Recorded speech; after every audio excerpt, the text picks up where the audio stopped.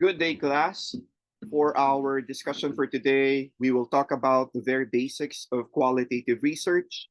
And let me just share my slide to uh, actually my lecture to everyone. I hope all of you are doing good on a beautiful Thursday. Oh no, Friday. So let's start our discussion. So we'll talk about the basics of qualitative research. So far, we have talked about an introductory discussion of what research is all about, its importance, characteristics. But now we will go deeper into our discussion of qualitative research. Now, our lecture for today will introduce you to the basics of the qualitative research. We will focus on the definition, characteristics, and relevance in the different academic and professional fields, such as the STEM, the business, accountancy, and management. And we will try to cover the need for the qualitative research. What are the different types, the approaches, such as the phenomenology, the case study, and the grounded theory, as well as its uses, the strengths, and the limitation. Now, our discussion will highlight the importance of qualitative research in generating in depth insights and practical examples across disciplines. Now, you will also engage in an activity to formulate your qualitative research questions later on based on recent real life events and reinforcing your understanding of how qualitative research works in actual practice. So our learning outcomes for our lecture for today will be the following. For you to be able to define qualitative research and explain its characteristics. And then hopefully you'll be able to identify and describe the main types of what a qualitative research is and discuss the need for the importance of qualitative research across different fields. Also, you'll be able to analyze the strengths and limitations of qualitative research methods. And finally, you'll be able to generate qualitative research questions based on real life situations, demonstrating understanding of the concept. Now, let's begin by again defining what qualitative research is. Remember, in our previous discussion, when we talk about qualitative research, you talk about the quality, you talk about it as a description, you make use of your five senses. But let's be more detailed about the definition. A method of inquiry that focuses on understanding the human experiences, the behaviors, the social phenomena, and meanings through the non numerical data. And you use words, observations, and even narratives. Again, you use your five senses. So it seeks to explore how and why certain phenomena occur rather than simply measuring them. I think that would be very clear distinction between a qualitative vis-a-vis a quantitative research. Now, this is also commonly used when researchers aim to gain in-depth insights and to uncover the patterns and even the answers of the different participants or the ones that you're going to be able to interview, observe, and be able to understand context in the real life solutions.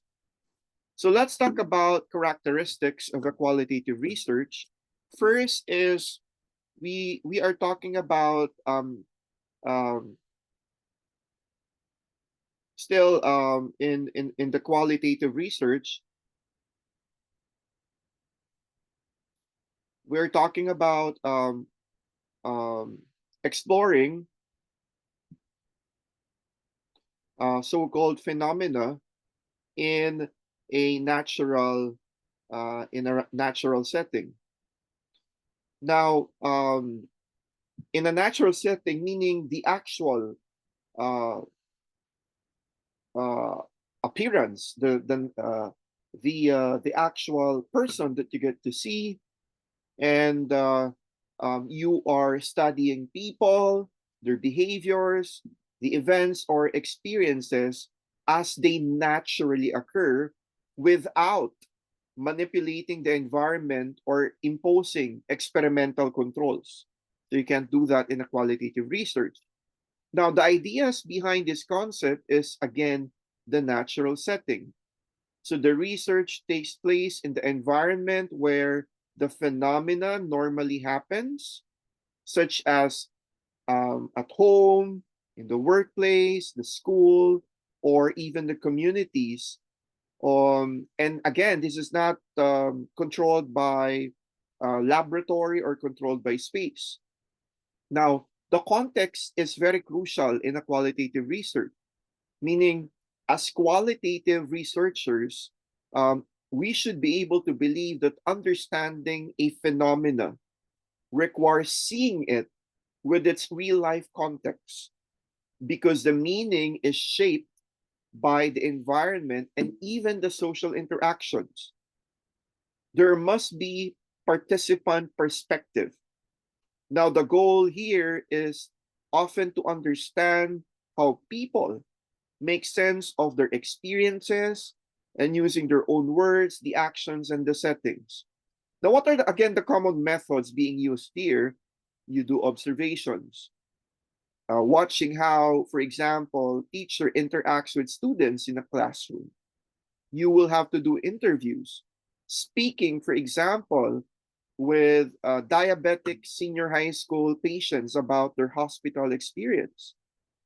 And you will have to do field notes and read different case studies. A very good example is that a researcher wants to understand how for example, nurses cope with the stress during their night shifts. So instead of bringing nurses into a laboratory to answer the surveys, the researcher observes and interviews them while they are working. This is to see how they act, they interact, and manage stress in the real time. So that should be very clear. Now, the second, we talk about using open-ended questions. So, what do we mean by this second characteristics? Now, this is a method of collecting in-depth descriptive information by asking questions that allow participants to respond in their own words rather than choosing from a fixed options. Now, the important key points here is that the open-ended questions. So they do not have predefined answers. Example, how did you feel during your first day in school?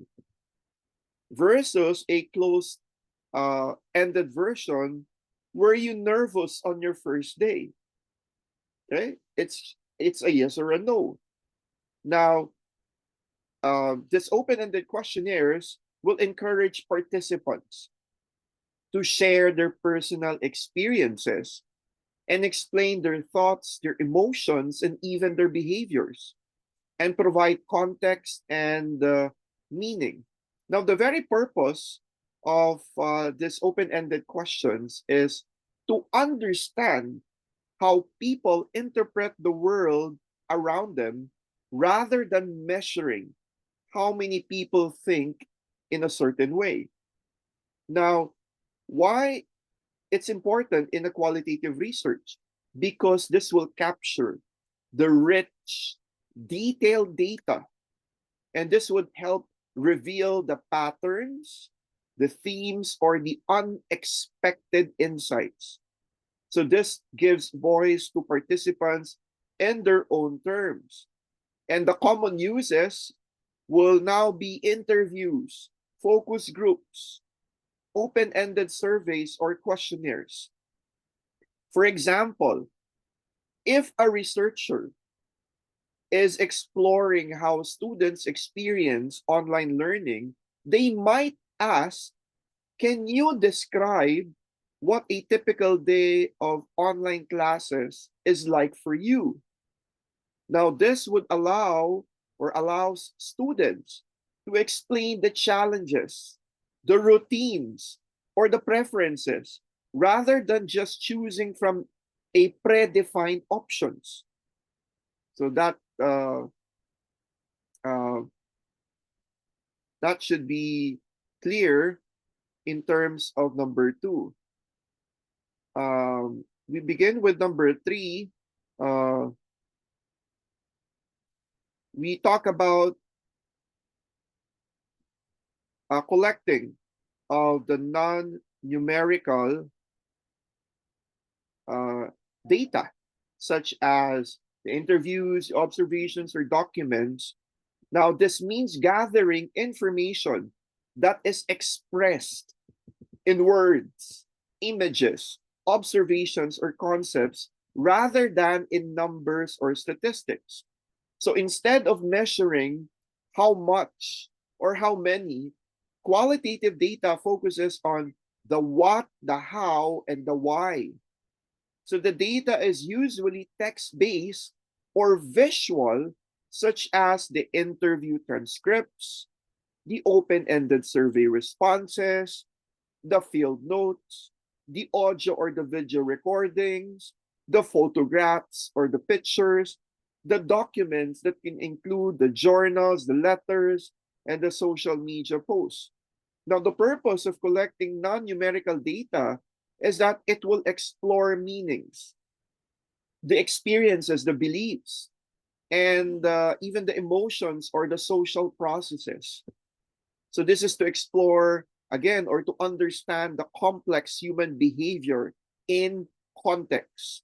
For example, if you're studying, let's say, a patient in a hospital, in terms of satisfaction in hospital, for quantitative, you will have to talk of a scale to 1 to 5.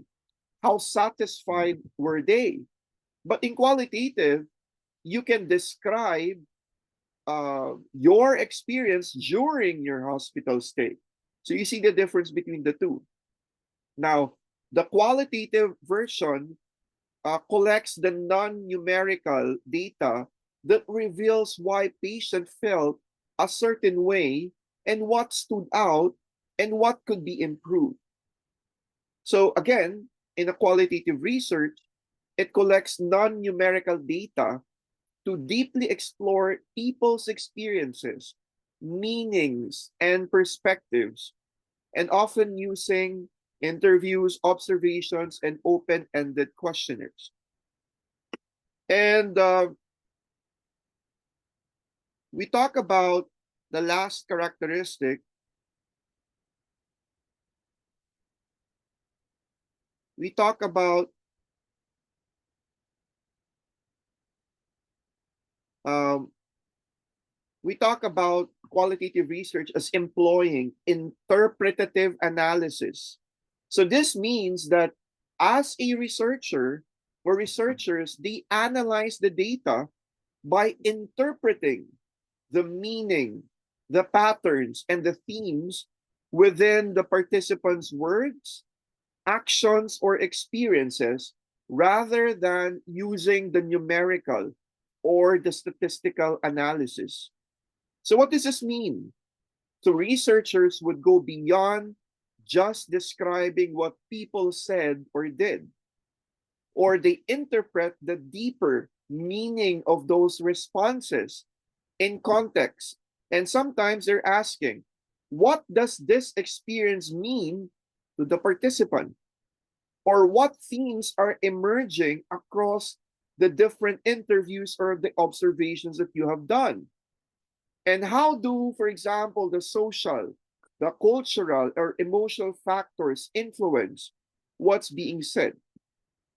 And suppose you're studying how teachers adapt, for example, to online learning. You can interview 10 teachers and ask open-ended questions. In interpretative analysis, you don't just quote what they said. You look for themes like the feelings of isolation, strategies that they develop, emotional responses to technology. Then you interpret what these themes reveal about their broader experience, motivation, and challenges. What are they talking about? You have to describe it. And of course, later on, there are methods of interpretative analysis that we will be learning. The common of which you're going to use is the thematic analysis.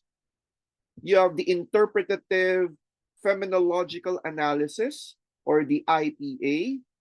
You have the grounded theory, you have the narrative analysis. Now, why is this important? Because it will help you, researcher, understand the why and the how behind people's thoughts, behaviors, and experiences, not just what happened. Okay? I think that's very clear. Now we now go to the second part, which is, why do we need qualitative research? The first is, we have to understand the human behavior, and this will be able to provide deep insights into the thoughts, feelings, and motivations. And there is a contextual insights, explains phenomena within the real life settings, explanatory in nature, meaning it helps generate hypotheses for further research. Then you have flexibility. It adapts to the changing conditions and participant responses. The fifth is, it captures complexity, addresses the complex issues that quantitative methods cannot fully explain because they just base it on numbers. The innovation in solutions supports new strategies in education, business, and even in science. We have the inclusive voices, represents diverse perspectives often missed in quantitative studies. And the last one, and why do we need the qualitative research? It enhances policy and practice and provides evidence for decisions in schools, businesses, and organizations. Now let's get into the kinds of the qualitative research. Now, in a qualitative research, it comprises of several approaches that will focus on understanding the human experience and the social phenomenon. And among the most widely used, especially in the senior high school, would be, and even in the graduate school, are the case study, phenomenology, ethnography, and the grounded theory. While the others are less common approaches like the narrative research, action research is normally being done by teachers to help solve an immediate concern or issue in the school or the classroom, and the historical research. Now, let's talk about in details the approaches in understanding the qualitative research. So the major qualitative research types would be a case study. It's an in-depth exploration of a single case or a multiple cases.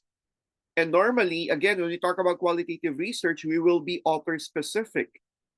That's why you are not going to get wrong when you focus on a certain author for a particular type of research.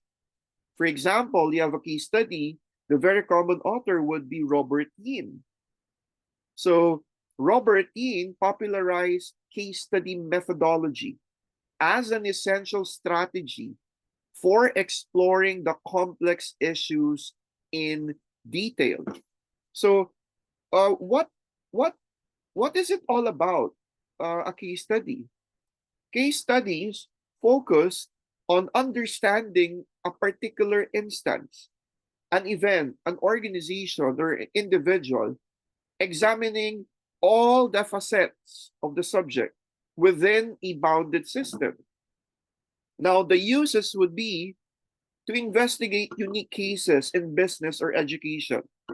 For example, a case study of coffee shops in Project 8 Quezon City, a case study of selected samyupsal restaurants, or a case study of, let's say, Pares in the area of Project 8 Quezon City, or a case study of learner-centeredness practices in schools, let's say in Quezon City. Second use is to analyze the organizational change and its impact. This is to provide the practical solutions also through real life examples. Now let's talk about the 5 examples. First is an analysis of a startup company's growth strategy. So here it is going to examines decision-making process in new business. Second is a case study of a hospital's response to COVID-19. So it investigates management and safety protocols during a health crisis. And the third is the study of an innovative STEM classroom.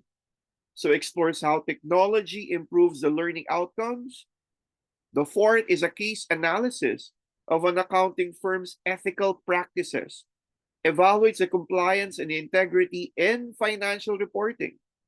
Although we're talking about finances, which is we're talking about numbers, but you can also do a qualitative research in understanding how this accountants in an accounting firm uh, practice ethical standards. And the fifth could be leadership approach in a multinational corporation. Examines the role of leadership in maintaining cultural harmony. Now we proceed with feminology, the background and definition rooted in the philosophy of Husserl and Heidegger. The feminology seeks to understand individuals' lived experiences and meaning they attach to those experiences. So this approach explores the essence of experiences shared by a group of individuals aiming to uncover the universal truths behind those experiences. Now, the uses would be to explore the psychological and emotional experiences of an individual, understand the coping strategies during crisis, and examine life-changing events and their actual meanings. Let's focus on the examples. Experiences of patients living with chronic pain. So it will examine daily the struggles and coping mechanisms of patients. Second, teachers' experiences during the shift to online learning. Unpacks the emotional and the practical challenges in education. We have number 3, parents' live experiences during severe weather disasters. So it captures feelings and actions in the natural calamities. And number 4, we have the STEM, students' experiences using AI tools in learning. Understands technology adoption and adaptation. So, and the last would be what we call the women entrepreneurs' experiences, wherein it balances work and family life, explores challenges and resilience. Now we proceed with ethnography. So ethnography originates from the anthropology and is associated with Clifford Geertz. So it involves immersive observation of cultural practices, behaviors, and interactions within the group. Here, you will really have to immerse yourself into uh, the community or the group of people. And what about it? Researchers immerse themselves in participants' in environment to observe the cultural patterns and the social interactions in their natural settings. Uses is to study the cultural traditions and the norms and understand the organizational culture and to explore classroom dynamics and the social interactions. Now, here are the examples, observations of tech startup culture in Silicon Valley. Explores the norms, innovation habits, and the collaboration. Second is the ethnographic study of indigenous education systems. So examines the culture preservation through schooling and the study of gamers' community interactions, investigates the social behavior in online spaces. Then we have the fourth one, corporate culture analysis in multinational firms, observes decision making and leadership influence. And number five, the culture practices in a STEM research laboratory, analyzes collaboration patterns among the scientists. And finally, we have the grounded theory. This is developed by Glacier and Strauss. And the grounded theory aims to generate theory from data collected systematically. So instead of starting with a hypothesis, a grounded theory builds concepts and theories based on patterns observed in a qualitative data.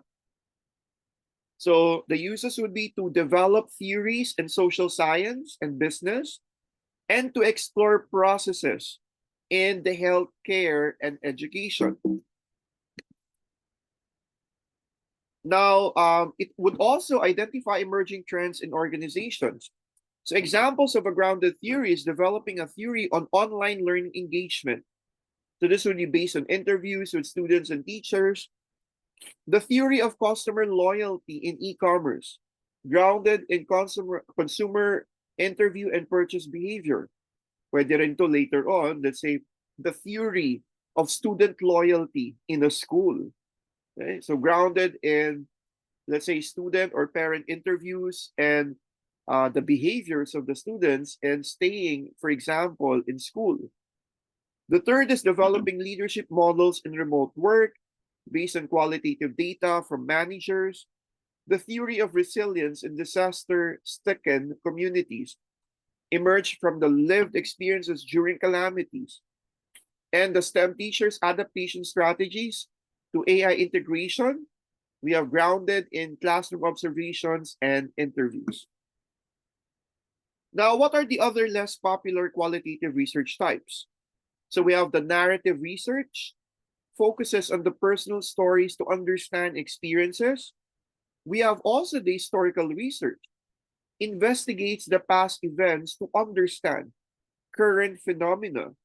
And the third is we have the action research. Again, this is specifically for teachers to address an emergent or an important issues in the classroom or in the school. And there are 7 known authors and their backgrounds with examples that you will be needing. So we have John Cresswell, an expert in qualitative inquiry. You can quote him.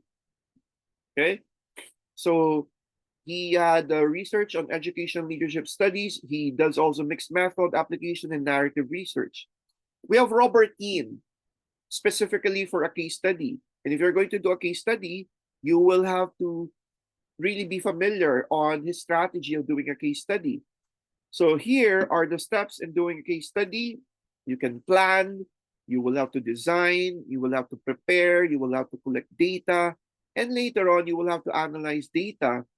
Okay, using the techniques such as the pattern matching, explanation building, and even the cross-case analysis. And finally, you will have to report your findings. Then we have Barney, Glacier, and Anson Strauss. This is for the grounded theory. Then we have Vax Van Manen of the feminology, very also common in feminological research, researching the lived experience of an individual or a community. For example, teacher experiences, the child development, cultural phenomena. And here are the methodological steps. You will have to learn this one later on if you will be choosing feminology as your research design, qualitative research design. Turning to the phenomena, so you have to choose a lived experience that truly interests you and formulate a research question about its meaning. You will have to investigate the experience as lived. So gather the rich, the first-person descriptions through interviews, observations, or the personal narratives. Then you will have to reflect on the essential themes, describe the phenomena in writing, maintain a strong relation to the phenomena, and balance the parts and the whole. So that's with feminology. And then another well-known author is Paul Colizzi. So is a renewed scholar in phenomenology, particularly known for developing the Qualitative method of data analysis for descriptive phenomenological research. His method widely used in nursing, psychology, and health sciences, and provides a structured way to analyze the lived experiences. So read all the participants' descriptions, extract the significant statements, formulate meanings and those statements, organize the formulate meanings into clusters of themes, integrate results into an exhaustive description, reduce a description to an essential structure, and you'll have to validate findings with participants. You will have to ask your classmates or to colleague to check. So what are the uses for Kulizy? For healthcare psychological research and professionals' lived experiences. Then we have another one in phenomenology. This is also very common, is Amadeo Giorgi. So he's a pioneer of descriptive phenomenology in psychology, and uh, he based it on the Hustler's philosophical framework, focusing on uncovering the essence of the human experience. So the contribution, Georgie's method in 1985, reading the entire data to grasp the sense of the whole, breaking the data into meaning units, and transform participants' lodge into a psychological expressions, and synthesizing transform meaning units into a coherent description. So the use of the Georgie method, commonly used in psychology, education, and health sciences. Then we also have Clifford Geertz, okay, this time in ethnography. So examines the cultural system, rituals, organizational ethnography, okay. Michael Kin Payton, also famous for his research in qualitative methods, and Kathy Sharmas, develop constructivist grounded theory, approach, examples, the social interaction, the health research, and organizational culture. Now, this will be the 8 steps in conducting your qualitative research. So you'll have to identify your research problem. You'll have to do your literature review. You have to choose your qualitative approach. Ano ka ba? Case study, phenomenological, ethnography, or grounded theory. You have to define your research questions, which you're going to be able to do very soon. Select participants and sampling strategy, collect data, interview observation documents, and you'll have to analyze data, coding, categorizing the themes, and report findings with interpretation and implications. Now, let's talk about data analysis in qualitative research, because you will be doing this also very soon. Okay. Data analysis in qualitative research involves coding and thematic analysis. So after collecting the data from your interviews, your observations, or documents, you as a researcher will transcribe the data and identifies the recurring patterns. Okay? You'll be able to know this one very soon, especially in each of the types of the qualitative research design. So you can also use the softwares like NVivo or Atlas.pi, which is very expensive because you will be doing the manual coding and categorizing. Okay. So these are the uses of the qualitative research. Understand consumer behavior in business. I think this was made mentioned earlier as well. The strengths provides deep depth and detail, flexibility and adaptive, captures context and meaning, and encourages participants' engagement. The weaknesses would be it's time consuming. Kasi nga, you will have to transcribe lahat ng mga sinabi ng participants mo. Labor intensive, hard to generalize things, requires skilled interpretation, and may introduce to research biases. So these are some of the examples of across the fields of understanding how scientists collaborate, adapt to technology, and perceive innovations. In business, explore customer experiences and the employee satisfaction. Accountancy management, examine decision-making ethics and organizational culture. So here are some of the 7 examples of a qualitative research topics into the different area.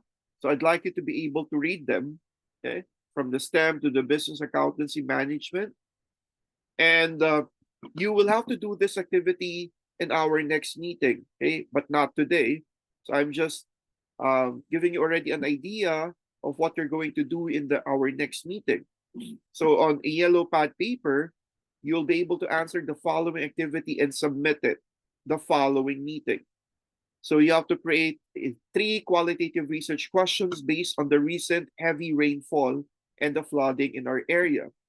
So each question should aim to explore experiences, opinions, or meanings, and you have to briefly explain why your question is qualitative.